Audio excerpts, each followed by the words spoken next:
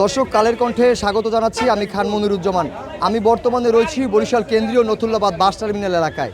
সকাল থেকে আমরা দেখেছি কেন্দ্রীয় নথুল্লাবাদ বাস টার্মিনালে ঢাকাগামী যাত্রীদের উপচে পড়া ভিড়।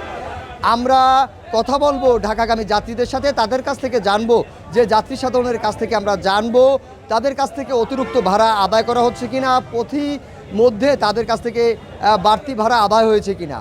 আরেকটা জিনিস জানিয়ে রাখি দর্শক, যে সরকার নির্ধারিত ঢাকা রুটে 565 টাকা ভাড়া নির্ধারণ করা হয়েছে এবছর। সেই 565 টাকা ভাড়া আদায় করছে কিনা বাস কর্তৃপক্ষ, পরিবহন কর্তৃপক্ষ, আমরা তাদের কাছ থেকে সেই বিষয় নিয়ে জানবো।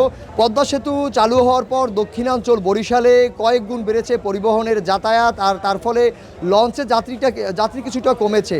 তাই কেন্দ্রীয় নথুল্লাবাদ বাস টার্মিনাল থেকে আপনাদের কাছে আমরা পৌঁছে দেব ঢাকাগামী যাত্রীদের খবরাখবর। নতুল্লাবাদ আসছে, যাবো সায়দাবাদ, আমার দুটো টিকিট লাগবে। ওখানে কাউন্টারের যে লোকগুলো খুবই দুর্ব্যবহার করা হয়েছে এবং তারা বাড়তি ভাড়া রাখছে, 600 টাকা রাখছে।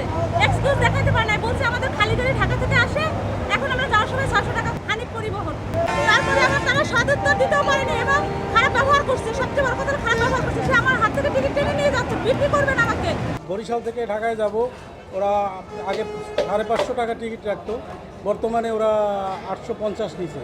শ্যামলী পরিবহন ওরা বলতেছে যে এটা আমাদের গাড়ি পটুয়াখালী থেকে আসে, আমাদের ওই ভাড়াই আমরা কাটবো। টানা সপ্তমবারের মতো বেস্ট টিস্যু পেপার ব্র্যান্ড হিসেবে স্বীকৃতি পেয়েছে বসুন্ধরা টিস্যু। ভাড়া নির্ধারিত আপনার দোতলা গাড়ি যদি যাত্রী চাপায় পাঠাবো, সেখানে 500 টাকা নির্ধারণ করা হয়েছে। আর আপনার এসিতে আপনার আপাতত আমাদের 700 টাকা করে টিকিট কাটা হচ্ছে। আমাদের বরিশাল থেকে বাস মালিক সমিতির কোনো অতিরিক্ত কোনো ভাড়া নেওয়া হয় না। ভোক্তা অধিকার যারা আছেন তারা মাঝে মধ্যেই আসতেছে, ওই টিম আছে, তারা ধরতেছেন। ভাড়া কেউ বেশি নিলে জরিমানা করে তারা আছে, আর আমরা খেয়াল রাখতেছি যাতে কোনো ভাড়া কেউ না নেয়। এখন লোকে অনেকে ভাড়া নিতে পারে বেশি, সেটা সেভাবে ধরবে, প্রশাসন সেই ব্যবস্থা করবে, অসুবিধা নেই। এবং আমাদের তো খেয়াল আছে মালিক সমিতি।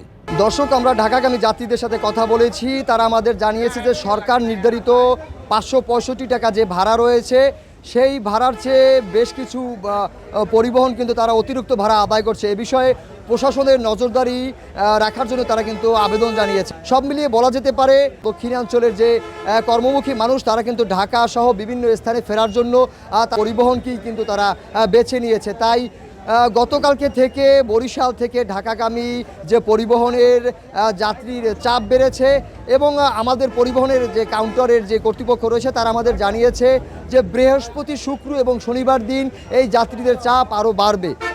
এই ছিল বরিশাল থেকে আমার কাছ থেকে সর্বশেষ সংবাদ। কালের কণ্ঠে ডিজিটালে যুক্ত থাকার জন্য সকলকে ধন্যবাদ জানাচ্ছি।